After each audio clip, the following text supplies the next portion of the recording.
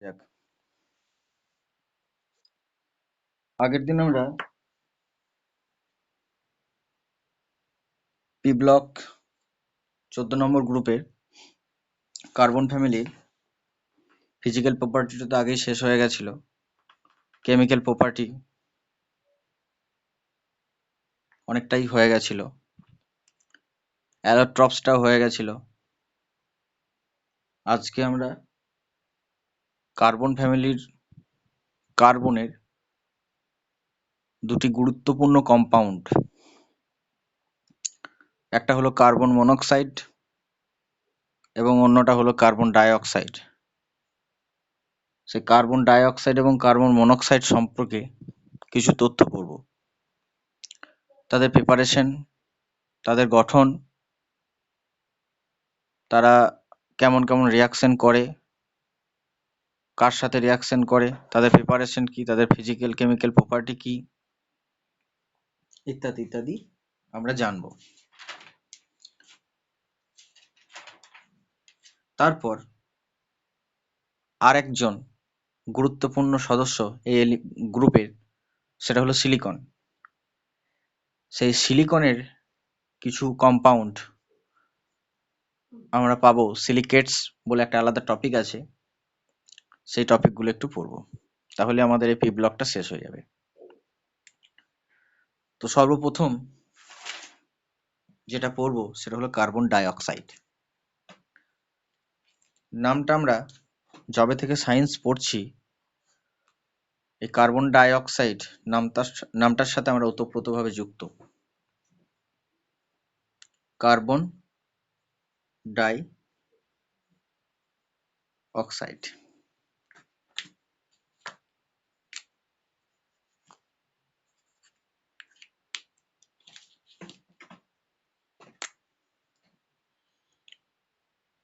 যখন আমরা ফর্মুলা লেখা শিখিনি, কোন একটা কম্পাউন্ডের কিভাবে ফর্মুলা লিখতে হয়, আমরা যে দুটো কম্পাউন্ডের ফর্মুলা আগে জেনেছি তার মধ্যে অন্যতম হলো কার্বন ডাইঅক্সাইড এবং অন্যটা হলো জল। আমরা ফর্মুলা না শেখার আগেই আমরা কিন্তু কার্বন ডাইঅক্সাইডের ফর্মুলাটা শিখে গেছি, সুতরাং এটা অপরিচিত একটা কোনো কম্পাউন্ড নয়, এটা আমাদের খুবই পরিচিত কম্পাউন্ড, যেটা গ্রুপ 14 কার্বন ফ্যামিলি কার্বনের একটা কম্পাউন্ড। তো কার্বন ডাইঅক্সাইডের স্ট্রাকচার বলতে আমরা লুইস ডট স্ট্রাকচার, যেটা আমরা কেমিক্যাল বন্ডিং এ পড়েছিলাম, সেই কেমিক্যাল বন্ডিং এর লুইস ডট স্ট্রাকচার আমরা আঁকবো। কার্বন, এখানে অক্সিজেন থাকবে, এদিকে অক্সিজেন থাকবে ডবল বন্ড, এখানে দুটো লোন পেয়ার, এখানে দুটো লোন পেয়ার, এই একটা লোন পেয়ার, এই একটা লোন পেয়ার। এটা হলো লুইস ডট স্ট্রাকচার কার্বন ডাইঅক্সাইডে। কার্বনের হাইব্রিডাইজেশন কত এখানে? S P, 50% S, 50% P, S P. Linear structure, linear. এই কার্বন ডাইঅক্সাইডের অক্সিজেনে যে লোন পেয়ার রয়েছে, এই অক্সিজেনের লোন পেয়ার এখানে রেজোনেন্স করতে পারে, এখানে রেজোনেন্স করতে পারে। এই বন্ডটা, এই পাই বন্ডটা, এখানে একটা নতুন পাই বন্ড ফরমেশন হবে এবং এই পাই বন্ডটা খুলে যাবে। যেটা পাওয়া যাবে সেটা হলো কার্বন, এখানে 3টে বন্ধন, এখানে একটা পজিটিভ চার্জ এবং এখানে একটা কার্বন এর মাথাতে নেগেটিভ চার্জ। এইগুলোকে বলা হয় রেজোনেন্স হাইব্রিড বা ক্যানোনিক্যাল স্ট্রাকচার। রেজোনেন্স হাইব্রিড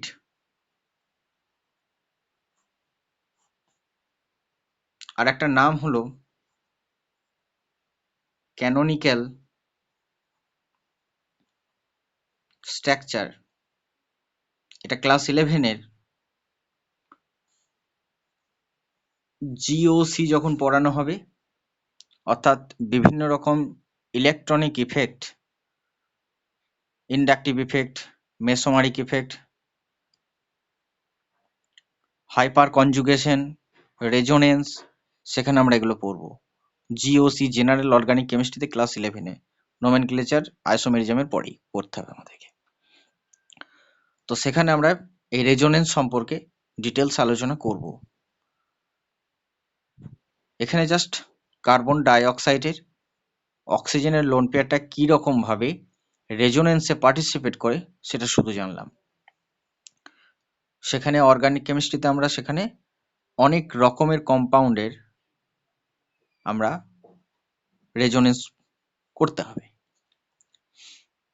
এরপর আমরা পড়ব কার্বন ডাই অক্সাইডকে কিভাবে প্রস্তুত করা হয়, প্রিপারেশন। নর্মাল যে প্রিপারেশন, যে কার্বন, কোন একটা সলিড স্টেটে কোন একটা কার্বন নিয়ে নাও, কার্বন কোন কোন ফর্মে থাকে সেটা আমরা আগের ক্লাসে পড়েছি। কোক, কোল, ল্যাম্প ব্ল্যাক, এগুলো হচ্ছে অ্যামরফাস, আর গ্রাফাইট, ডায়মন্ড, ফুলারিন, C60। একে অক্সিজেনের উপস্থিতিতে, অক্সিজেনটা গ্যাস, আমরা যদি কম্বাসন করি তাহলে পরে আমরা কার্বন ডাই অক্সাইড পাবো, অবশ্যই সেটা গ্যাসিয়াস স্টেটে। আমরা এই রিয়াকশনটাও পড়ে এসেছি, মিথেন, তাকে অক্সিজেনের সাথে রিয়াকশন করানো হলো, আমরা ইন্ডিভিজুয়ালি ভাববো কেমন। মিথেনের মধ্যে কে আছে না, কার্বন আছে এবং হাইড্রোজেন আছে। তাহলে কার্বন যদি অক্সিজেনের সাথে রিয়াকশন করে তাহলে কি হবে, কার্বন ডাই অক্সাইড। এবং হাইড্রোজেন যদি অক্সিজেনের সাথে রিয়াকশন করে তাহলে হবে জল।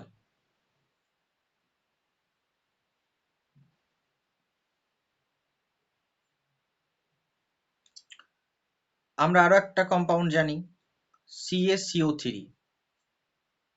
Calcium carbonate.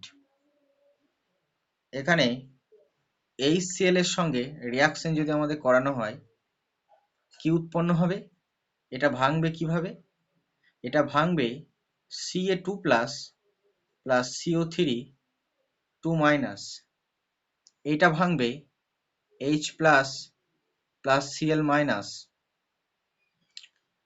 এই ক্যালসিয়াম আর chlorine Ca2 plus plus Cl minus, এই দুটো মিলে গিয়ে হবে CaCl2। দুটো ক্লোরিন কোথা থেকে এলো, এখানে দুটো ক্লোরিন মাইনাস নিতে হবে, তার মানে এখানে দুটো HCl নিতে হবে, তাহলে দুটো ক্লোরিন পাওয়া যাবে, দুটো হাইড্রোজেন পাওয়া যাবে। এই কার্বন নেট থেকে, কার্বনেট আয়ন থেকে কার্বন ডাই অক্সাইড উৎপন্ন হবে, আর যে অক্সিজেনটা পড়ে থাকবে সেই অক্সিজেনটা আর এই দুটো হাইড্রোজেন মিলে জল তৈরি হবে। তাহলে কি পেলাম, কি ক্যালসিয়াম ক্লোরাইড, তার সাথে সাথে কার্বন ডাই অক্সাইড, কার্বনেট আছে, তার সাথে সাথে জল, এটা আমাদের পাওয়া গেল।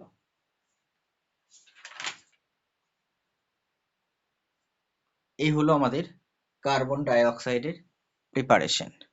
আরো অনেকভাবে প্রিপারেশন করা যায়, সেগুলো হয়তো তোদের বইয়ে অনেক রকম লেখা থাকবে, অনেক পদ্ধতি। তার মধ্যে উল্লেখযোগ্য পদ্ধতিগুলো আমি বললাম। আমরা যখন কোন একটা গ্লুকোজ খাই, C6H12O6, গ্লুকোজ বা ফ্রুক্টোজ, এখানে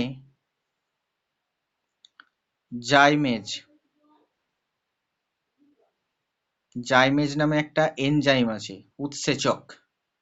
সেটা কি করে, এই গ্লুকোজকে ইথাইল অ্যালকোহলে H5OH ইথাইল অ্যালকোহল এবং কার্বন ডাই অক্সাইডে ভেঙে দেয়।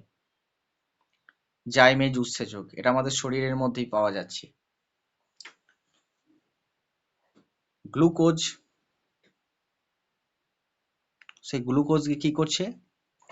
জাইমেজ এনজাইম উৎসেচক ইথাইল অ্যালকোহল এবং কার্বন ডাই অক্সাইডে পরিণত করছে।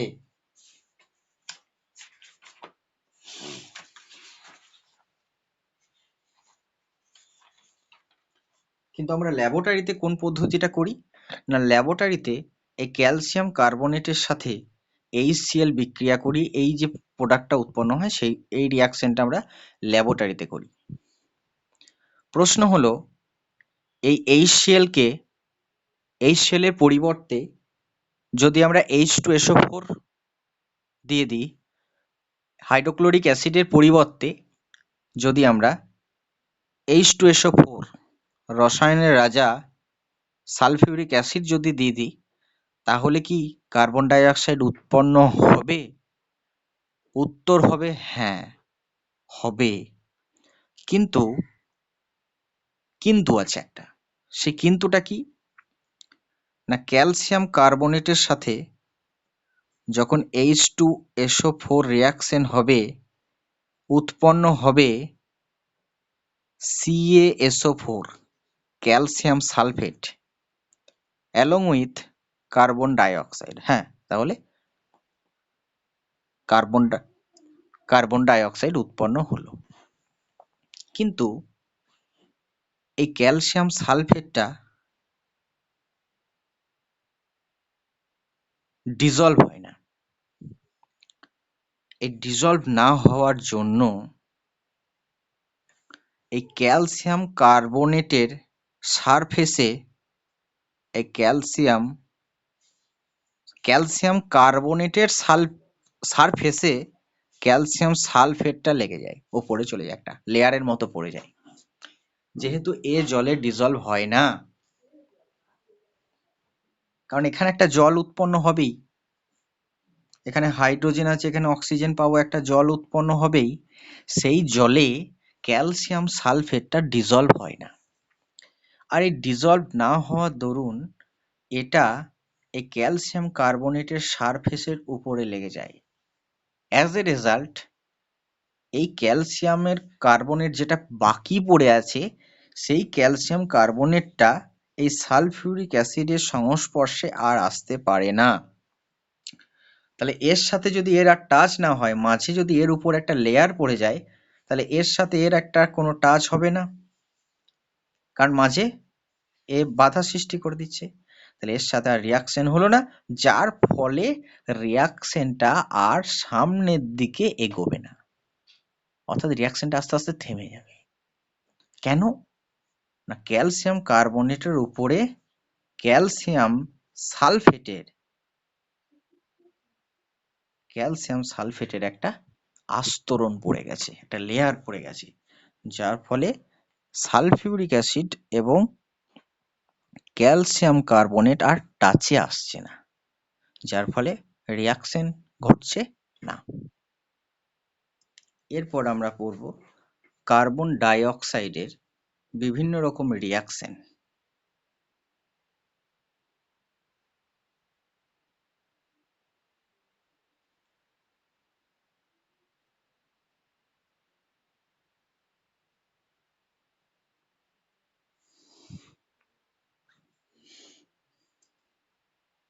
প্রথম রিয়াকশন যেটা পড়ব সেটা হলো রিয়াকশন উইথ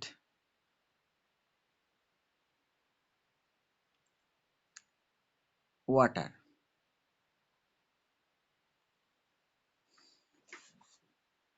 রিয়াকশন উইথ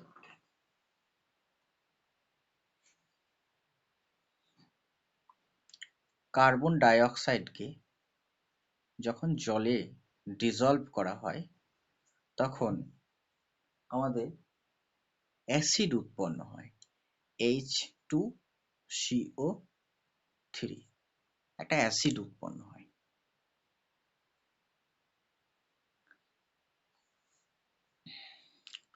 যখন আমরা কম্বাসন রিয়াকশন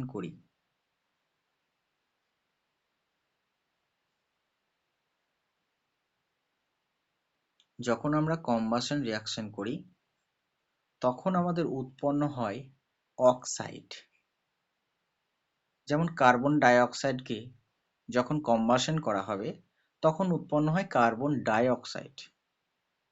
তার জন্য বলছি কম্বাসন রিয়াকশনে আমাদের অক্সাইড উৎপন্ন হয়। অন দ্য আদার হ্যান্ড, যখন আমরা কোনো রিয়াকশনে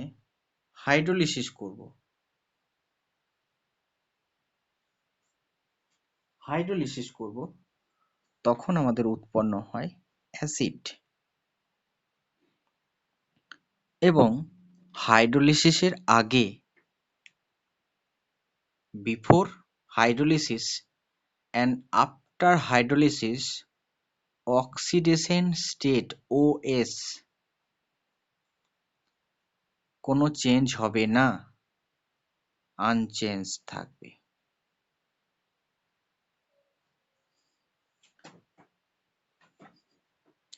অক্সিডেশন স্টেটটা আনচেঞ্জ থাকবে। যেমন কার্বন ডাই অক্সাইডকে যখন হাইড্রোলিসিস করা হচ্ছে অর্থাৎ জল মেশানো হচ্ছে তখন কি উৎপন্ন হচ্ছে? H2CO3। একটা অক্সিজেন -2, দুটো অক্সিজেন -4, তাহলে এটা অবশ্যই +4 আছে।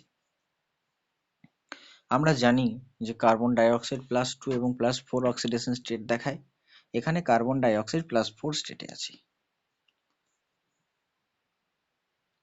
আচ্ছা, হাইড্রোজেন +2, দুটো হাইড্রোজেন আছে, একটা হাইড্রোজেন +1, দুটো হাইড্রোজেন +2, তিনটে অক্সিজেন আছে, তার মানে -6। তাহলে টোটালটাকে 0 হতে গেলে কার্বনটাকে অবশ্যই +4 হতে হবে।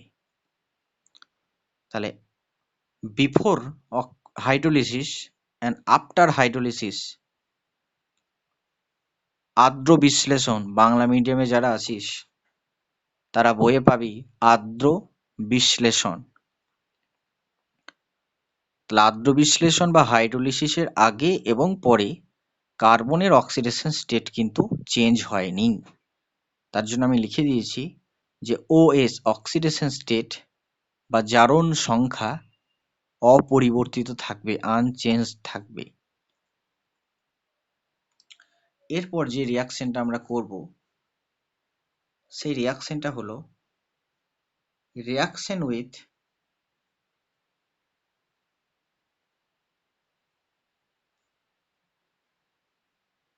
অ্যালকালি। মানে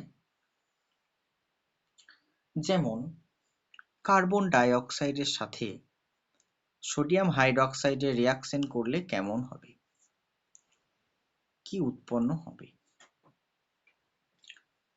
প্রথম বলবো যে কার্বন ডাই অক্সাইডের সঙ্গে কোনো রিয়াকশন করার আগে কার্বন ডাই অক্সাইডকে, এটা আমাকে অনেকগুলো স্টেপে ভেঙে নিতে হবে। প্রথম স্টেপে আমাকে কার্বন ডাই অক্সাইডের সাথে জলের রিয়াকশন করাতে হবে। অর্থাৎ এই রিয়াকশনটার ফলে কি উৎপন্ন হবে সেটা জানতে গেলে আমাকে প্রথমে কার্বন ডাই অক্সাইডের সাথে জলের রিয়াকশন করাবো, কারণ NaOH জল থাকবেই।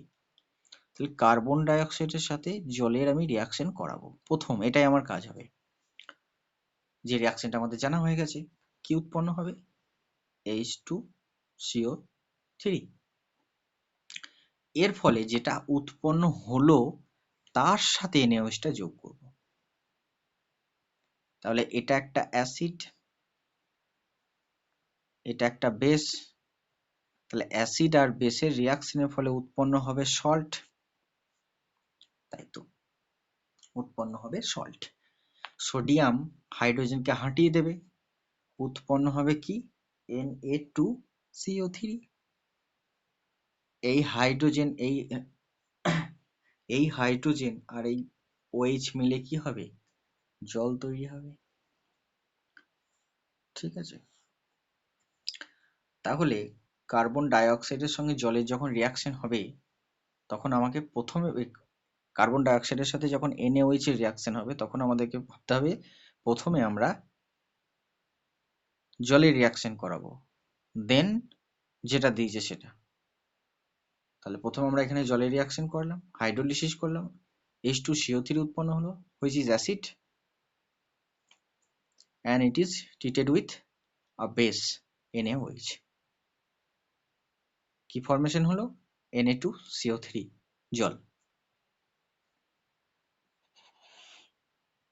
এইবার আমরা প্রশ্নটার উত্তর লেখার সময় কি লিখব? তাহলে কার্বন ডাই অক্সাইড NaOH এর সাথে রিয়াকশন হয়ে কি উৎপন্ন হলো, আমরা এগুলো লিখবো না, আমি লিখবো এটা, কিন্তু আমাকে উত্তর লেখার সময় এটা করতে হবে।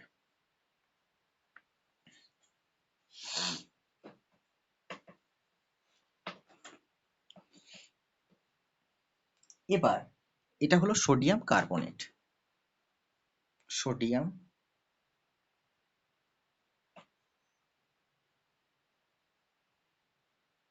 Sodium carbonate.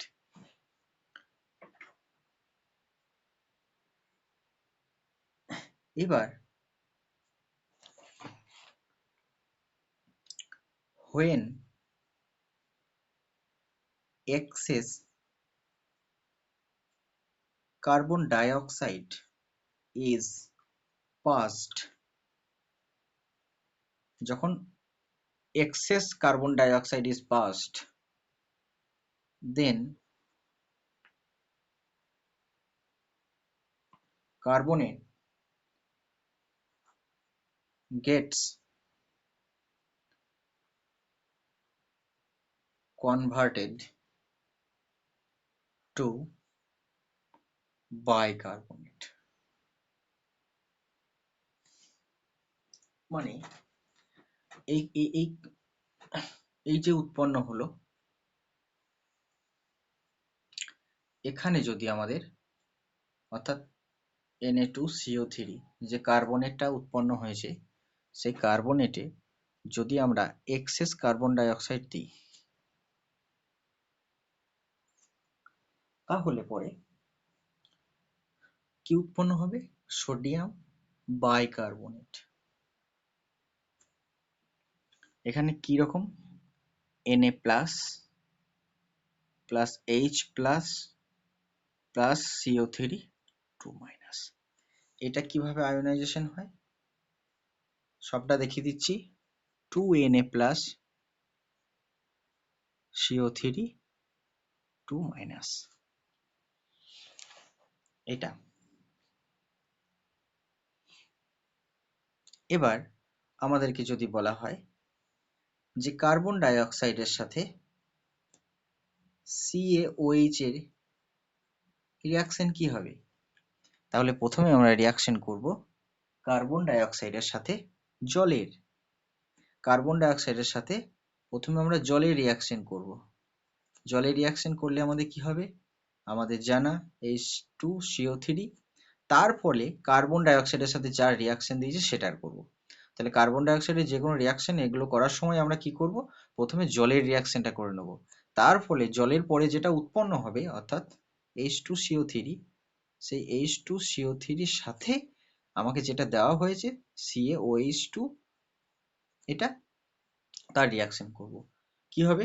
এটা উৎপন্ন হবে ক্যালসিয়াম কার্বনেট, তারপর উৎপন্ন হবে জল। ঠিক আছে? তাহলে কার্বন ডাই অক্সাইড এই সমস্ত রিয়াকশন করার সময় আমরা কি করব? প্রথমে কার্বন ডাই অক্সাইডকে জলের সাথে ট্রিট করব। জলের সাথে ট্রিট করার পর যেটা উৎপন্ন হবে অর্থাৎ H2CO3, তাকে CaOH তার হোল টু অর্থাৎ ক্যালসিয়াম হাইড্রোক্সাইডের সাথে রিয়াকশন করাবো। কার্বন ডাই অক্সাইড আর কার সাথে রিয়াকশন করে? না, কার্বন ডাই অক্সাইড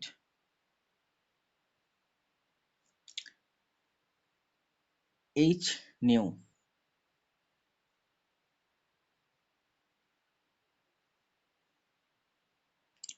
C6H12O6, তার সাথে সাথে অক্সিজেন উৎপন্ন হয়। এটা হলো গ্লুকোজ।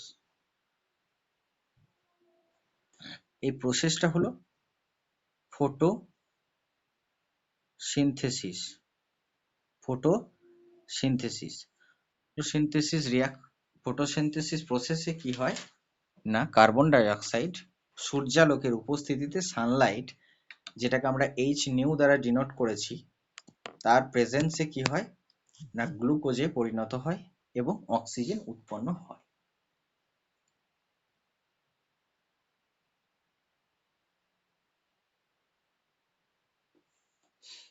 ঠিক আছে। কার্বন ডাই অক্সাইডের প্রস্তুতির সময় আমি বলেছিলাম যে ক্যালসিয়াম কার্বনেটের সাথে HCl যোগ করলে পরে CaCl2 উৎপন্ন হয়, তার সাথে সাথে জল প্লাস কার্বন ডাই অক্সাইড। এক্ষেত্রে SO4 ব্যবহার করা যায় না যদি আমরা ক্যালসিয়াম কার্বনেট নিই। তার মানে এই নয় যে সালফিউরিক অ্যাসিড ব্যবহার করা যাবে না। আমরা যদি সোডিয়াম কার্বনেট অর্থাৎ Na2CO3 or পটাশিয়াম কার্বনেট নিই ইনস্টেড অফ ক্যালসিয়াম কার্বনেট, ভালো করে জায়গাটা বুঝতে হবে। যদি সোডিয়াম কার্বনেট অথবা পটাশিয়াম কার্বনেট আমরা নিই ইনস্টেড অফ ক্যালসিয়াম কার্বনেট, তখন আমরা সালফিউরিক অ্যাসিড ব্যবহার করতে পারি। আসলে সালফিউরিক অ্যাসিডটা তো আমার কিছু অসুবিধা করছিল না। আমার উৎপন্ন অসুবিধা কে করছিল? যখন সালফিউরিক অ্যাসিড ব্যবহার করছিলাম তখন ক্যালসিয়াম সালফেট উৎপন্ন হচ্ছিল, যেটা একটা লেয়ার ফেলে দিচ্ছিল, এইটা গোলমাল করছিল। এটা ডিজলভ না হওয়ার জন্য, এই ঘটনাটা ঘটছিল। কিন্তু সোডিয়াম কার্বনেট বা পটাশিয়াম কার্বনেটের সাথে সালফিউরিক অ্যাসিড যখন আমরা মেশাবো তখন আমাদের উৎপন্ন হয় Na2SO4 কার্বন ডাই অক্সাইড জল, আর পটাশিয়াম কার্বনেট ব্যবহার করলে উৎপন্ন হয় K2SO4 carbon die oxide plus জল। এই Na2SO4 এবং K2SO4 এরা দুজনেই কিন্তু জলে অথবা অ্যাসিডে ডিজলভ হয়ে যায়। Na2SO4 অথবা K2SO4 dissolve in acid or H2O, but calcium কার্বনেটের সাথে সালফিউরিক অ্যাসিডের যে ক্যালসিয়াম সালফেট উৎপন্ন হচ্ছে which does not dissolve in water, তার জন্য একটা লেয়ার পড়ছিল। কিন্তু সালফিউরিক অ্যাসিড ব্যবহার করা যাবে যদি আমরা সাবস্ট্রেটটাকে চেঞ্জ করে দিই, অর্থাৎ সোডিয়াম কার্বনেট বা পটাশিয়াম যদি কার্বনেট নিই তাহলে পরে এটা করা যাবে। এইরকম এই কার্বন ডাই অক্সাইড প্রস্তুতির সময় এই ব্যবহার করা হয়, এই ব্যবহার করা হয় না কেন, এই ব্যবহার করলে এই হয়, এই করলে ওই হয়, এই রকম কিছু প্রশ্ন তোদের বইয়ে হয়তো করা থাকবে। টেক্সচুয়াল জায়গাগুলো একটু দেখবি, সেখানে হয়তো কিছু আরো এরকম প্রশ্ন পাবি। আমি 2-4টা করালাম, বাকিগুলো একটু বইয়ে দেখে নিবি। আমরা যদি লেড পিবি কার্বনেট নিই PbCO3, এক্ষেত্রে কিন্তু কার্বন ডাই অক্সাইড উৎপন্ন করা যায়, কিন্তু এক্ষেত্রেও আমরা সালফিউরিক অ্যাসিড অথবা HCl কোনোটাই ব্যবহার করতে পারবো না। কেন? যদি সালফিউরিক অ্যাসিড ব্যবহার করি, কার্বন ডাই অক্সাইড আর জল তো প্রস্তুত হবেই, তার সাথে সাথে যে সল্টটা উৎপন্ন হবে সেটা হলো PbSO4, যেটা ডিজলভ করে না। HCl যদি ব্যবহার করি তাহলে পরে PbCl2 উৎপন্ন হবে, সেটাও ডিজলভ করে না।